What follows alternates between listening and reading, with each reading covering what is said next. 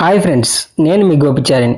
తిరుమలలో ఆఫ్లైన్లో రూమ్స్ ఎక్కడ ఇస్తారు, ఏ టైం నుండి ఇస్తారు అని చాలామంది అడుగుతున్నారు. తిరుమలలో బాలాజీ బస్ స్టాండ్ దగ్గరలోని సిఆర్ఓ ఆఫీస్ దగ్గర గ్రౌండ్ ఫ్లోర్లో ఇస్తారు. ఉదయం 4 గంటల నుండి రూమ్స్ అవైలబిలిటీ ఉన్నంత వరకు రిజిస్ట్రేషన్ చేసుకోవచ్చు. మనం ఉదయం 7 గంటల లోపు వెళ్తే కొంచెం తొందరగా రూమ్స్ దొరుకుతాయి.